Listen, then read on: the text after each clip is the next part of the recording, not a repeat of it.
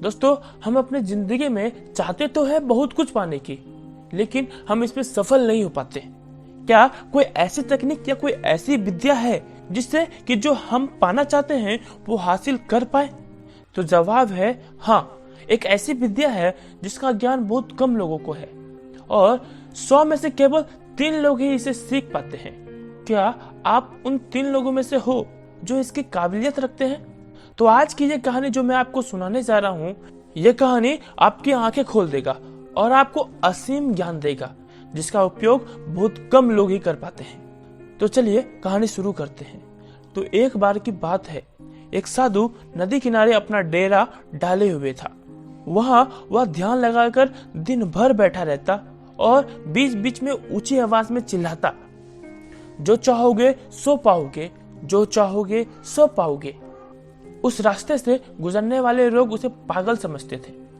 वे उसकी बातें सुनकर अनसुना कर देते और जो सुनते भी थे वे उस पर हंसते थे।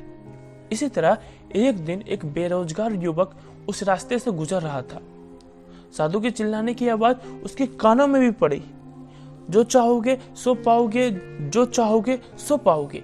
यह वाक्य सुनकर वह युवक साधु के पास आ गया और उससे पूछने लगा, बाबा, आप बहुत देर से जो चाहोगे सो पाओगे चिल्ला रहे हो।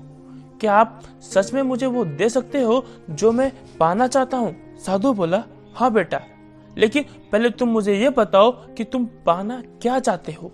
युवक बोला, बाबा, मैं चाहता हूँ कि मैं एक दिन हीरे का बहुत बड़ा व्यापारी बनूं। क्या आप मेरी ये इच्छा पूरी कर सकते हैं? साधु बोला, बिल्कुल बेटा, मैं तुम्हें एक हीरे और एक मोती देता हूँ। उससे तुम जितना चाहे हीरे मोती बना लेना। साधु की बात सुनकर युवक की आंखों में आशा की ज्योति चमक उठी। वह बहुत प्रसन्न हो गया। फिर साधु ने उसे अपनी दोनों हथेलियां आगे बढ़ाने को कहा। युवक ने अपनी हथेलियां साधु के सामने कर दी। साधु ने पहले उसकी एक हथेली पर अपना हाथ रखा और बोला, बेटा, ये इस दुनिया का सबसे अनमोल हीरा है। इसे समय कहते हैं। इसे जोर से अपनी मुट्ठी में जकड़ लो। इसके द्वारा तुम जितना चाहे उतने हीरे बना सकते हो। इसे कभी अपने हाथ से निकलने मत देना। फिर साधु ने अपना दूसरा हाथ युवक की दूसरी हथेली पर रखकर कहा, बेटा, ये दुनिया का सबसे कीमती मोती है। इसे धैर्य कहते हैं।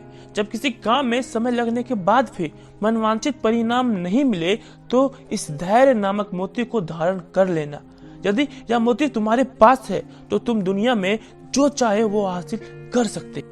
युवक ने ध्यान से साधु की बात सुनी और उन्हें धन्यवाद कर वहां से चल पड़ा।